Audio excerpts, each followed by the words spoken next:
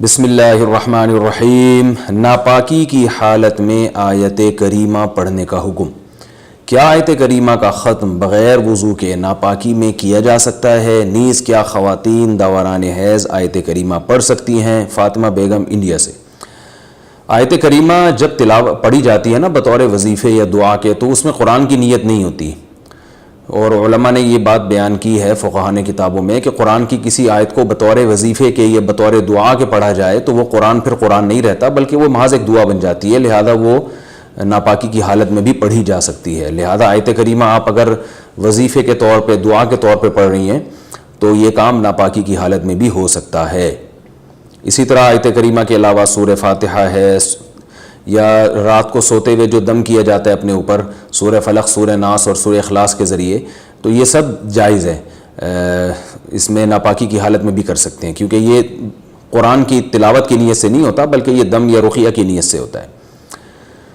تہجد کی نماز میں کون سی صورتیں پڑھیں؟ ناصر صاحب حیدرآباد سے۔ تہجد کی نماز میں سورہ فاتحہ کے بعد کون سی صورت پڑھی جائے؟ کیا عام صورت بھی پڑھ سکتے ہیں یا بڑی صورت کا پڑھنا ضروری ہے؟ بھائی جو چاہے صورت پڑھیں، اصل فوکس اس کو کریں کہ تہجد پڑھ لیں، اس کی توفیق مل جائے تو یہ بہت بڑی سعادت ہے۔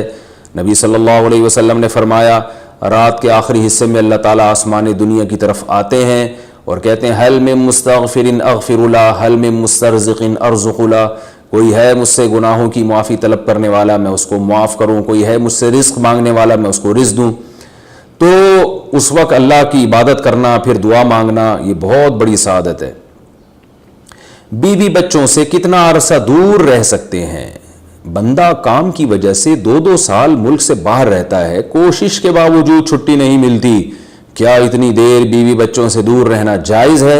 نامعلوم۔ اوئے ہوئے ہوئے ہوئے بھائی دیکھیں، ایک تو ہے حضرت عمر رضی اللہ تعالیٰ عنہ کا مشہور واقعہ ہے کہ آپ نے کچھ خواتین سے پوچھا تھا کہ عورت کتنا صبر کر سکتی ہے مرد کے بغیر، تو بعض صحابیات نے بتایا کہ 4 مہینے۔ تو حضرت عمر نے قانون بنایا کہ جو مجاہدین محاذ جنگ پہ لڑ رہے ہیں 4 مہینے سے زیادہ دور اپنی بیویوں سے نہیں رہ سکتے۔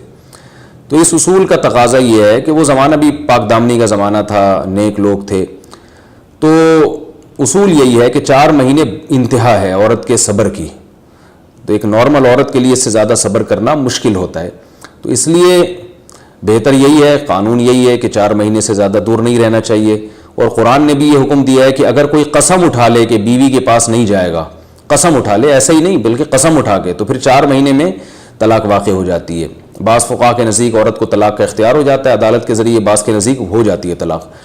تو اس سے بھی پتہ چلتا ہے، قرآن سے بھی اشارہ ملتا ہے کہ 4 مہینے جو ہے یہ ایک انتہائی مدت ہے ایک نارمل عورت کے لیے۔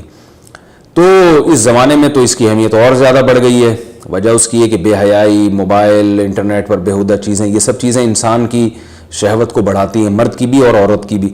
تو اس لیے بھائی میں تو آپ کو مشورہ نہیں دے سکتا کہ آپ 2 سال بیوی سے دور رہیں۔ میں بدگمان نہیں ہو رہا، بہت سے لوگ 4 سال دور رہتے ہیں، ان کی بیویاں بھی پاک دامنی کے ساتھ زندگی گزارتی ہیں، خود بھی بڑے نیک شریف بن کے زندگی گزارتے ہیں، بہت سے ایسے لوگ الحمدللہ ہمارے معاشرے میں ہیں۔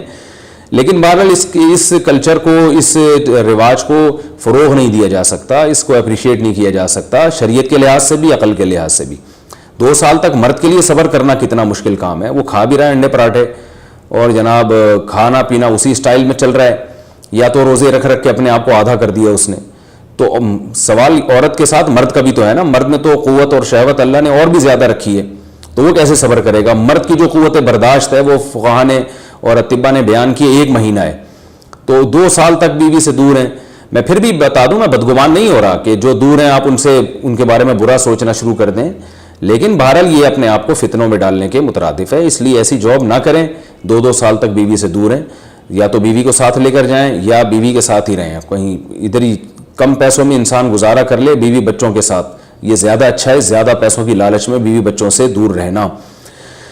باقی بیوی آپ کی راضی ہے اس جاب پہ، یا آپ کے پاس کوئی آلٹرنیٹ ہے ہی نہیں، آپ جاب چھوڑ کے آئیں گے تو آپ کو لالے پڑ جائیں گے کھانے پینے کے، تو ایک مجبوری ہے، مجبوری کے حکام الگ ہوتے ہیں، لیکن نارملی اس کی بہرحال ترغیب نہیں دی جا سکتی۔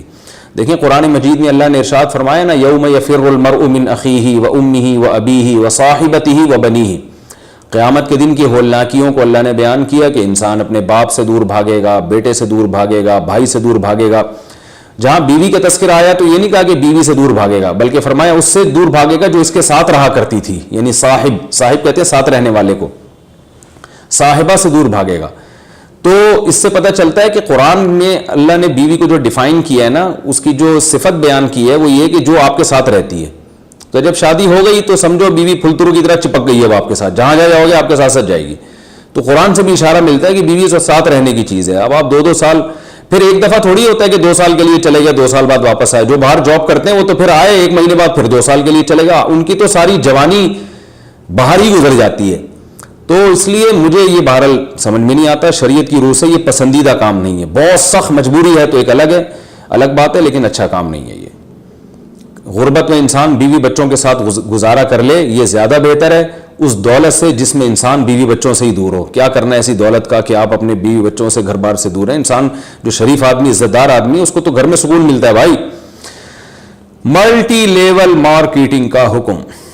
ملٹی لیول مارکیٹنگ جو ہوتی ہے، جسے ہم چین مارکیٹنگ بھی کہتے ہیں، اس میں جو کمائی ہوتی ہے کیا وہ حلال ہے؟ ہماری کمپنی میں کسی قسم کا سود نہیں لیا جاتا، نہ کسی ممبر سے بھاری بھرکم انویسٹمنٹ کرائی جاتی ہے، کسی کو کی فکس سیلری بھی نہیں ہوتی، جتنا آپ اور آپ کی ٹیم مل کر پوائنٹس بناتے ہیں اتنا کمیشن ملتا ہے۔ کیا یہ حلال ہے؟ نزہت صاحبہ کراچی سے۔ دیکھیں چین مارکیٹنگ کے جہاں تک مجھے معلومات ہے نا، جو میری ریسرچ ہے وہ یہ ہوتا ہے کہ آپ کمپنی کی کوئی پروڈکٹ ہے وہ بکواتے ہیں اوپن مارکیٹ میں نہیں، بلکہ 5 یا 10 افراد کو آپ نے فروخت کروائی، وہ پھر وہ 5 یا 10 افراد آگے، ان میں سے ہر ایک 5 یا 10 افراد کو فروخت کرتا ہے، تو وہ آگے جو فروخت کرے گا اس کا کمیشن بھی آپ کو ملتا ہے۔ حالانکہ یہ کس بات کا کمیشن آپ کو مل رہا ہے؟ اس میں آپ کی محنت تو ہے نہیں، اور وہ پروڈکٹ کی جو ویلیو ہوتی ہے آپ اس ویلیو سے زیادہ ویلیو پر اس کو خرید رہے ہوتے ہیں، اسی لالچ میں کہ آپ جب آگے 5 کو بکوائیں گے اور وہ 5 کو بکوائیں گے تو ان کا کمیشن بھی آپ کو ملے گا۔ تو پوائنٹ اس حساب سے بنتے ہیں، اس پوائنٹ میں آپ کی محنت کا دخل نہیں ہوتا۔